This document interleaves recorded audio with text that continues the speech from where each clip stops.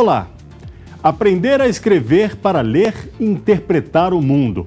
O Repórter Justiça fala de um país que ainda lê pouco, mas que tem garantido por decreto um programa nacional do livro didático para democratizar a leitura. E a gente mostra ainda bons e emocionantes exemplos de força de vontade, de gente que batalha na idade adulta para recuperar o tempo perdido, entender as palavras e realizar sonhos.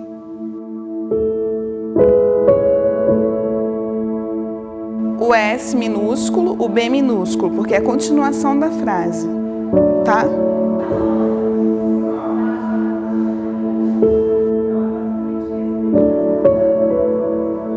O meu sonho, sabe o que é? Quando eu terminar meus estudos, eu ser trocador. De onde, micro-ondas, de ônibus. Não tem? Eu não sei se vai dar certo, né? O meu sonho. Parece um sonho pequeno para você, mas não para esta cearense de 35 anos de idade, que durante muito tempo foi impedida de estudar pelo próprio irmão. Hoje, ela não quer mais largar o caderno. Eu acho maravilhoso. Eu espero que continue assim para sempre. Nunca fecha, né? Porque se eu estudar a pessoa não é nada, né? Aprender a ler na idade adulta é desvendar. É apresentar a eles um universo que eles já convivem, né? Mas que eles não conseguem decifrar.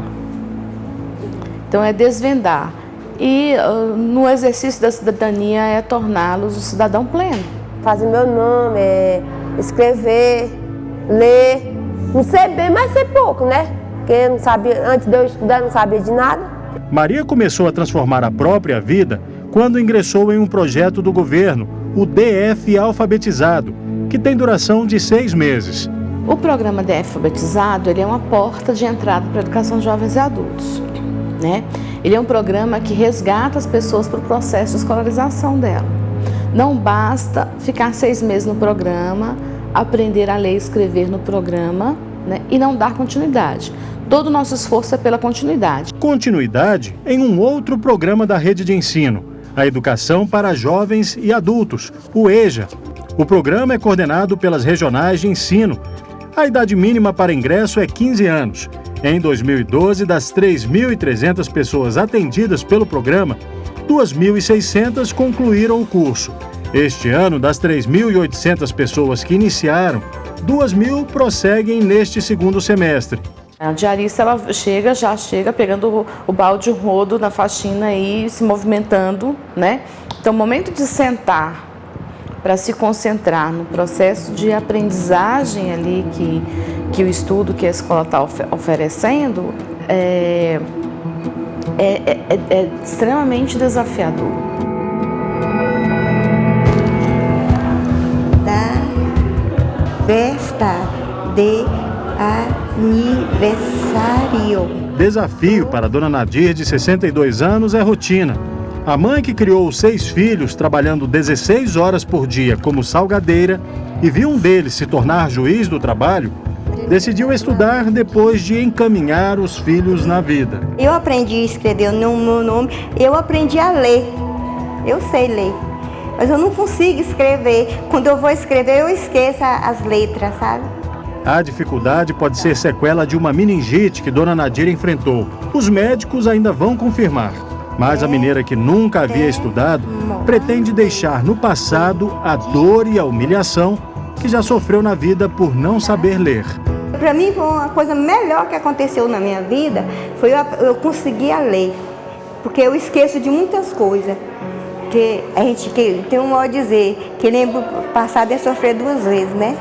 Eu lembro o passado é sofrer 2 vezes. De tanto sofrimento que eu tive, tanta dificuldade que eu passei, tanta vergonha que eu já passei de não saber, tanto não que eu levei na minha cara porque eu não sabia ler nem escrever, eu me sentia muito envergonhada, sabe, disso. E para mim agora é uma vitória, que eu já sei ler.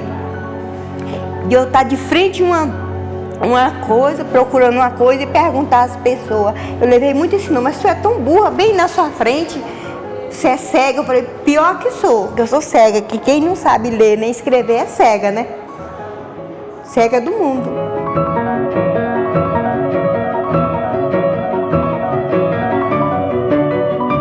A taxa de analfabetismo entre as populações mais velhas é muito alta, está em torno de 30%. É o que revela levantamento divulgado pelo IBGE em setembro deste ano. O analfabetismo funcional, que é aquela condição de pessoas que estudaram até 4 anos, ainda tem altos índices, principalmente no norte e nordeste do país. Por outro lado, a boa notícia é que a pesquisa do IBGE mostrou que a taxa de escolarização de crianças e adolescentes brasileiros em 2012 foi de 98,2%. Uma das aliadas na luta contra o analfabetismo é uma política governamental instituída na década de 30, que criou o Instituto Nacional do Livro e auxiliou a produção do livro didático. Foi em 1985 que entrou em vigor o Decreto 91.542, que criou o Programa Nacional do Livro Didático, o PNLD. Esse programa deu oportunidade aos professores de indicarem livros, tornou possível a reutilização dos exemplares, agora mais resistentes, estendeu a oferta aos alunos de primeira e segunda séries das escolas públicas e pôs fim à participação financeira dos estados nesse processo. Agora a responsabilidade é do Ministério da Educação. É o maior programa de distribuição de livros didáticos e referência no mundo. É o que diz a coordenadora Mônica Gardelli. Atualmente, ele é um programa que ele foi expandido para outros formatos de livros, né? Então, hoje ele é formado pelo o que a gente chama PNLD, que é o Programa Nacional do Livro Didático, pelo PNBE, que é o Programa Nacional para a Biblioteca Escolar, né, de livros para a Biblioteca Escolar, e aí ele tem outros materiais, que desde dicionários até periódicos, até, enfim, são materiais que chegam às escolas e que têm várias finalidades. O governo tem investido cerca de 2 bilhões de reais para manter e também expandir o programa, que agora inclui obras de literatura, até nos ciclos de alfabetização. Afinal, em casa e em família, os pequenos já têm acesso a esse universo. O neto de Dona Malba é um inquieto consumidor de livros, aos 5 anos de idade. Ele adora que a gente lê, ainda não lê, né? Mas ele já conhece o alfabeto, ele já está entrando nesse mundo da leitura e ele gosta muito, muito mesmo. Nós encontramos a advogada em uma livraria, buscando um presente para ele. Já comprei para ele em Larousse o livro dos porquês, porque eu tenho isso no Tesouro da Juventude desde quando eu era meninota, né? A senhora acha que nessa idade é importante incentivar a leitura? Ah, com certeza. A leitura é algo assim que favorece qualquer ser humano, né? Porque ela traz conhecimento, ela te liberta de muita coisa, inclusive de viver nesse mundo horrível que a gente vive no Brasil, de analfabetismo, de tanta coisa que subjuga o homem, né?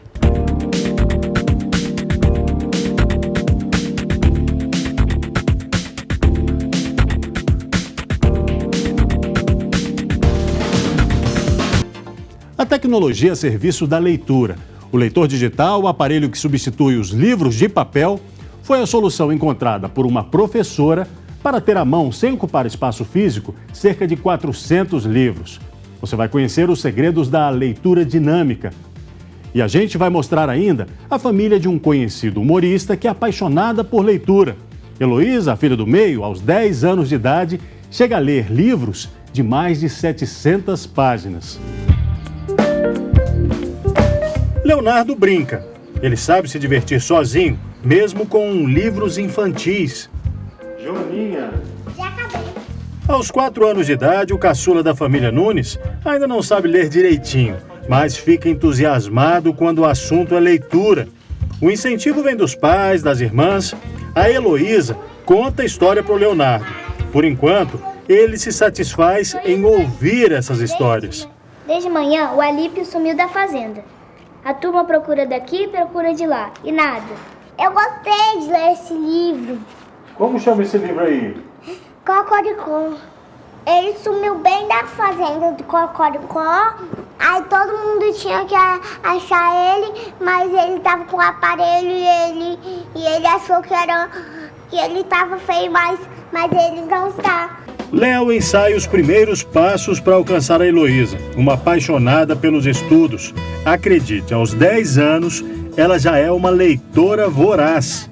O ministro da magia só aparece para o primeiro-ministro dos trouxas em exercício, respondeu Fudge, repondo a varinha no bolso interno do paletó. No momento, a fã de histórias de fantasia lê um dos capítulos da saga do bruxinho Harry Potter. Memória boa dela. Ela lembra de quando tomou o gosto pela leitura.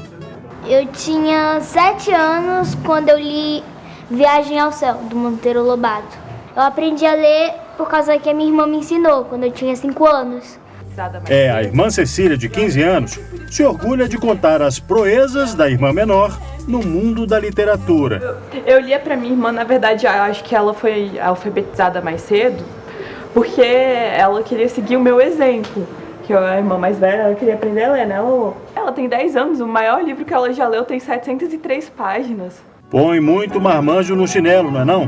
Mas a Cecília, também aos 15 anos, segue o exemplo que viu em casa, desde pequena. A nossa família toda adora ler. O meu nome é inspirado na poetisa Cecília Meirelles. Ler para todo mundo, assim, que tá perto da gente é muito importante. O incentivo à leitura passa de geração em geração. Roberta aprendeu com a mãe. Desde pequena nós éramos estimulados a ler poesias e fazer poesias. A gente escreveu até um livro de poesia, eu na 4ª série, né? Então a minha mãe gostava muito de ler. Minha mãe era uma pessoa que devorava livros, assim, lia um livro por semana, assim, né? E, claro, o pai deles também escreve muito e, consequentemente, lê bastante. Então, a gente sempre estimulou muito, né? Olha ele aí, junto com a trupe dos melhores do mundo. O pai da turminha que adora ler é o comediante, escritor e ator Giovanni Nunes, que, além de atuar, também é um dos roteiristas do grupo. Aí o iraquiano falou,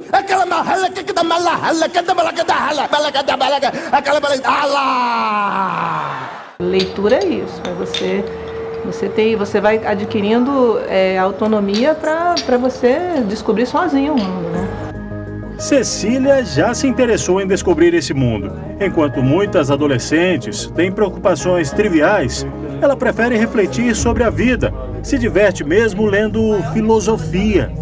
Mesmo que ela não vá se graduar em filosofia, vamos dizer assim, a filosofia é importantíssima para formar o nosso pensamento. Então, eu acho que, inclusive eu acho que agora na escola é disciplina obrigatória, né? Que na minha época não era. As minhas amigas também gostam de filosofia, assim. Eu não sei se meu grupo de amigos é mais uma coisa, sei lá, CDF ou algo do tipo, mas a gente também gosta desse tipo de coisa. A gente gosta de discutir mais sobre essas coisas, sobre o mundo, sobre a filosofia, do que ficar falando, sei lá, a roupa que eu vou usar amanhã.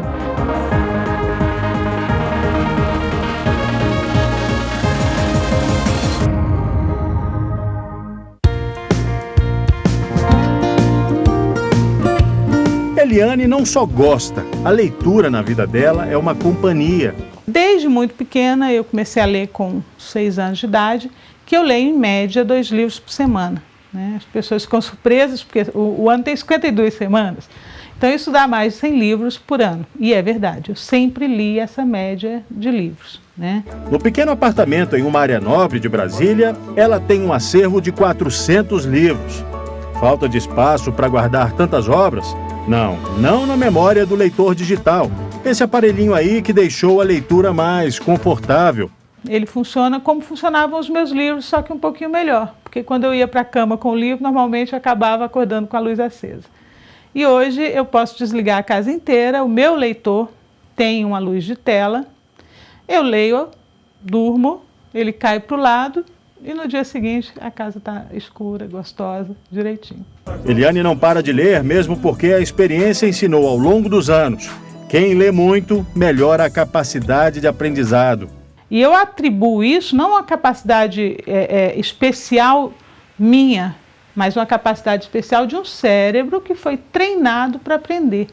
E você só treina o cérebro para aprendizado com a leitura e com a diversidade de conhecimento. Conhecimento que, segundo o professor Juarez Lopes, que tem experiência de 44 anos, pode se multiplicar ainda mais rápido. É só aprender a leitura dinâmica. Veja só como ele usa a mão para guiar o olhar. Pode-se chegar a ler 1000 palavras por minuto. O olho funciona como uma máquina fotográfica. Ele bate fotos. Essas fotos são transformadas em impulsos eletroquímicos e mandadas para o cérebro. A coisa funciona hoje assim. Fotografo uma sílaba, ouço o som dessa sílaba, fotografo outra sílaba, ouço o som dessa sílaba para depois pegar a imagem. Sendo que eu seria capaz de pegar um bloco de palavras e entender. Então, o que é leitura dinâmica? É a mudança de um programa no nosso computador cerebral. Quer dizer, em vez da foto ser de sílaba, vai ser só uma foto de um bloco de palavras. Mas, antes de se tornar um leitor dinâmico, é preciso cumprir algumas etapas. Sempre escolha uma mesa, fique em postura ereta, jamais leia na cama ou no sofá. Prepare o livro antes de ler e só então guie os olhos com a mão. O professor mostra como deve ser. É claro que ele vai começar bem devagarzinho, né? Quer dizer, é continuação da leitura tradicional, não é aquela quebra de paradigma diagonal. Você vai crescendo na leitura tradicional. E você já começa a ler a partir do primeiro dia. Você está com uma velocidade quase igual à leitura tradicional. A primeira mudança que tem que acontecer, qual é? É olho, aliás, mão, olho e cérebro trabalhando juntos. De tal maneira que se eu acelero a mão, eu acelero os olhos e acelero o cérebro. Então eu penso em ler, a mão já vai. Eu peguei um livro muito difícil. Tenho medo. A velocidade cai. Eu não me preocupo, não. Daqui a pouco eu esqueço o medo. Como eu estou condicionado, a mão começa a acelerar e o cérebro aceita.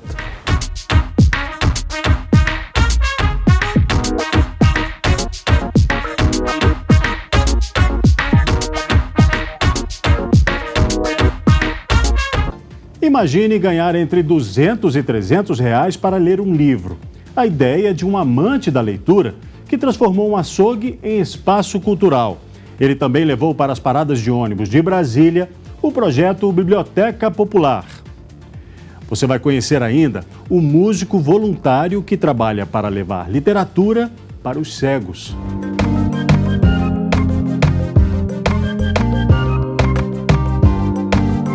Você gosta de ler? Não, gosto não. Não gosta de ler? Não. Nadinha? Nada. Para tomar gosto pela leitura é preciso se habituar a ela. Isso pode acontecer inicialmente com um incentivo.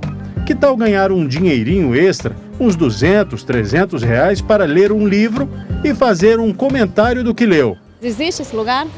Existe sim, em Brasília, neste espaço cultural que também é um açougue. Ou açougue que é voltado para a cultura. Se você ainda não ouviu falar é porque nunca esteve em Brasília. Mas eu te conto a história. Era uma vez um baiano que chegou a Brasília. E isso já faz 35 anos. Ele arrumou emprego em um açougue. Economizou dinheiro e em 1994 comprou a tal Casa de Carnes.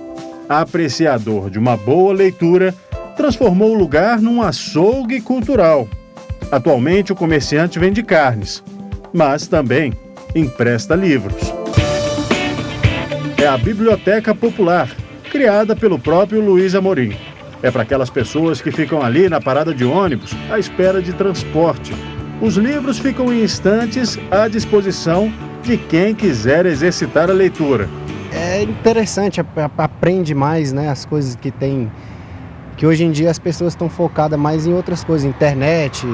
Porque estimula mais as pessoas a lerem e ter conhecimento. A Kombi, cheia de exemplares de vários gêneros, vai circular por alguns pontos da cidade. O veículo é usado para distribuir toda semana os livros nos pontos de ônibus.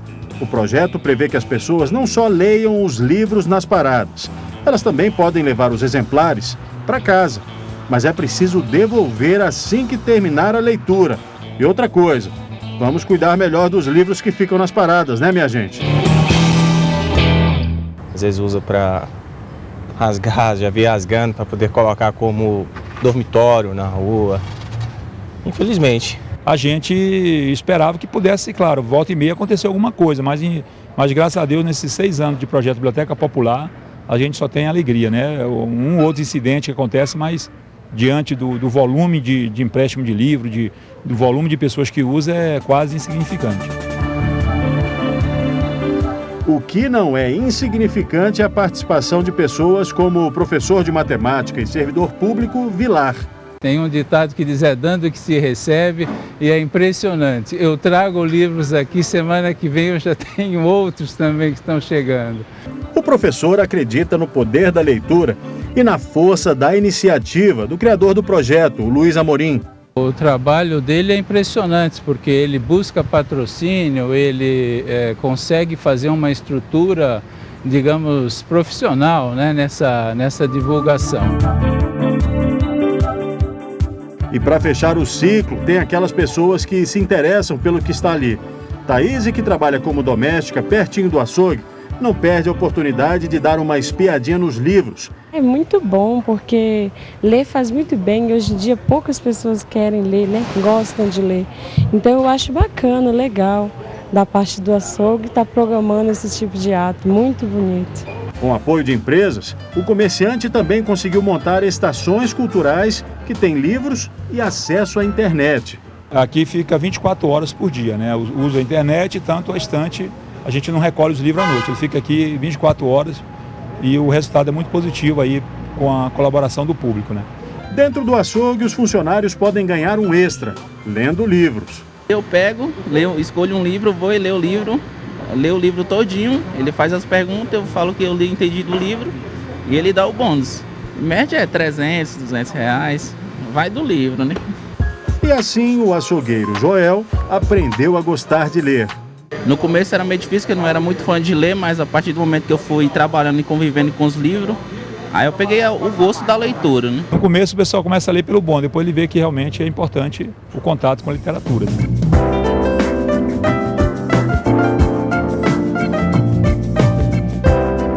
O acesso à literatura hoje também pode se dar de forma mais ampla em um formato já oferecido ao público.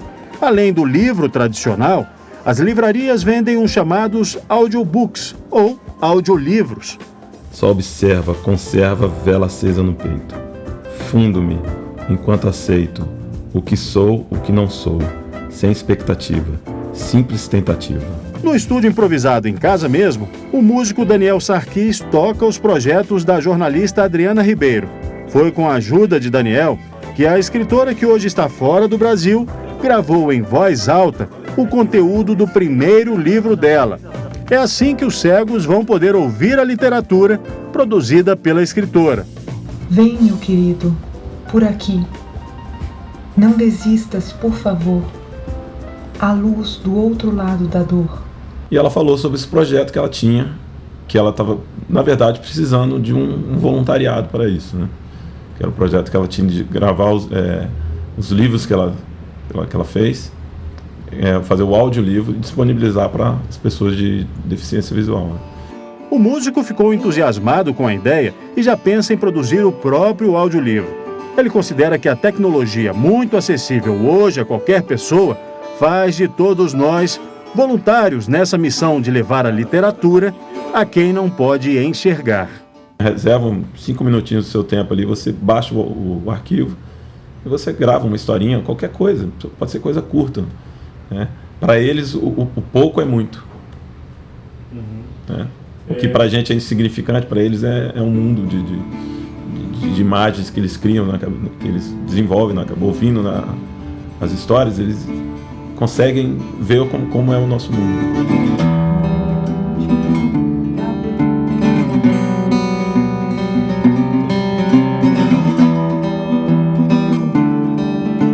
A gente gostaria que todos que lessem, né, que tivesse mais incentivo à leitura, tivesse mais campanhas para que se lesse mais, aí você ter um país com pessoas mais politizadas, né? Então a ausência da leitura, você cria um cidadão aí, massa despolitizada, e isso é muito ruim para você construir um país melhor.